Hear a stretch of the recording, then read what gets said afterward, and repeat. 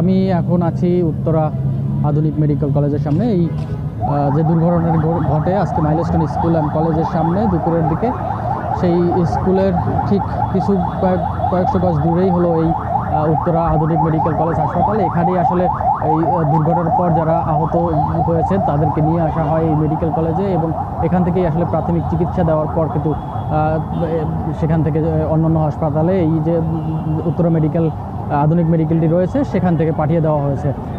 যদিও যেটুকু জানতে পেরেছি, এই উত্তরা আধুনিক মেডিকেল কলেজ হাসপাতালে কিন্তু আসলে কোনো বার্ন ইউনিট নেই, সে কারণে কিন্তু এই যারা ম্যাসিভ ভাবে এই যে দুর্ঘটনার শিকার হয়ে যারা ম্যাসিভভাবে আহত হয়েছেন বা যারা দগ্ধ হয়েছেন তাদেরকে কিন্তু আসলে তারা তৎক্ষণাৎ বিভিন্ন রাজধানীর বিভিন্ন হাসপাতালে, বিশেষ করে রাজধানীর বার্ন ইউনিটে পাঠিয়ে দেওয়া হয়েছে।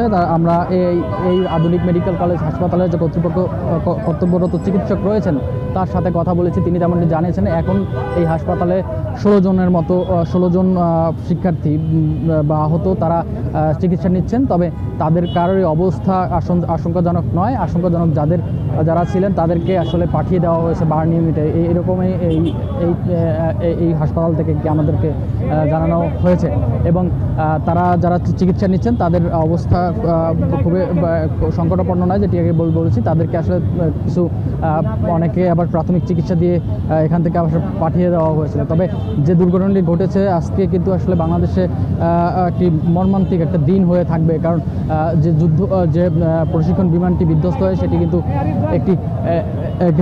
একটি স্কুল, মাইলস্টোনের যে স্কুল, সেই স্কুল অ্যান্ড কলেজের প্রাথমিক যে বিভাগটি রয়েছে সেই বিভাগের ভবনের উপরে কিন্তু আশ্রয় পড়ে, এবং সেখানে বেশ কয়েকশো কিন্তু শিক্ষার্থী রয়েছিলেন, এবং সেখানে তারা ছোট শিক্ষার্থী যাদের বয়স খুব 10 থেকে 8, 9 থেকে 12 থেকে 13 বছরের বয়স, এবং তারা সবাই হয়তো কেউ ক্লাস 1, ক্লাস 2, ক্লাস 3 এইরকম যারা প্রাথমিক শিক্ষা নিচ্ছিলেন তাদের উপরে কিন্তু আশ্রয় পড়েছিল এই যে বিমানটি। এবং তারপরে কিন্তু আমরা দেখেছি যে সেখান থেকে উদ্ধার কাজ শুরু হয়। উদ্ধার কাজের পর ফায়ার সার্ভিসের পক্ষ থেকে ফায়ার ডিভিজি কথা বলেছেন। তিনি তৎক্ষণাৎ জানিয়েছিলেন যে 19 জন স্পট থেকে মৃতদেহ তারা উদ্ধার করেছিলেন, এবং সেটি উদ্ধার করে কিন্তু তারা পাঠিয়ে দিয়েছেন বিভিন্ন হাসপাতালে। এবং যারা আহত রয়েছেন তখনকার সময় বলা হয়েছিল যে 50 জনের উপরে আহতর যে সংখ্যা সেটি তারা সেখান থেকে জানানো হয়েছিল। তবে আমরা যে এই মেডিকেলটি রয়েছে সেখানে